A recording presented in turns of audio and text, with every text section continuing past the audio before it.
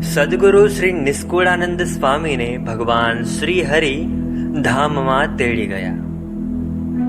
ધોલેરામાં એક સમયને વિશે નિષ્કુળાનંદ સ્વામી મંદિરમાં આરસનું કામ કરાવતા હતા ને 12 શાખનું કામ બાકી હતું.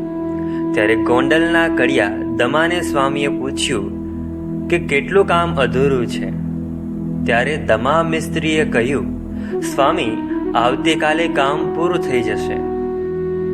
પછી તે જ રાત્રિએ નિષ્કુળાનંદ સ્વામીને રામાનંદ સ્વામીએ દર્શન દીધા ને કહ્યું, ચાલો અમારી ભેગા. ત્યારે નિષ્કુળાનંદ સ્વામીએ ના પાડી છે. મને તો શ્રીજી મહારાજ તેડવા આવશે ત્યારે તેમની ભેળો આવીશ. પછી રામાનંદ સ્વામીએ એક ઘંટીયો બળદ હતો તેના જીવને લઈ ગયા.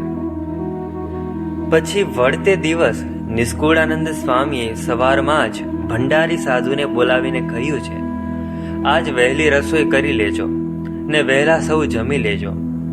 બપોરે મારે દેહ મેલવો છે. પછી 10 વાગ્યાને સમયે સ્વામી મંદિરમાં ગયા ને આરસની સામું જોઈ હાથ ફેરવીને રાજી થયા. ત્યાર પછી સદગુરુ શ્રી નિષ્કુળાનંદ સ્વામી શ્રી મદન મોહનજી મહારાજ તથા શ્રી હરિકૃષ્ણ મહારાજના દર્શન કરીને આસને આવીને બેઠા. પછી રાજભોગની આરતી થઈ ને હરે થયા એટલે સહુ સંતો જમવા ગયા ને જમીને સ્વામી પાસે આવીને સહુ બેઠા.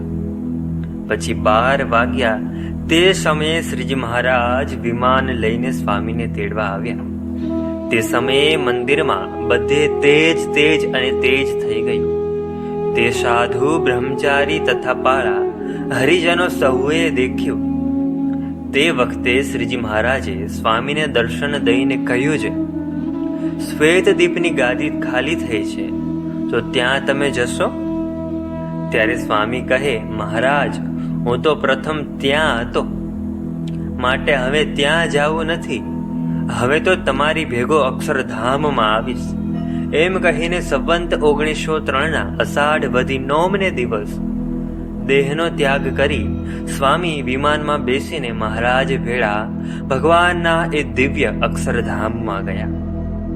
એમ જે ખરી ઉપાસનાવાળા હોય તે પુરુષોત્તમ નારાયણ વિના પોતાના ગુરુ કે બીજા અવતાર આદિ તેડવા આવે તો પણ તેમની ભેળા જાય નહીં. સંદર્ભ શ્રી હરિચરિત્ર ચિંતામણી ભાગ 3 વાત નંબર 221.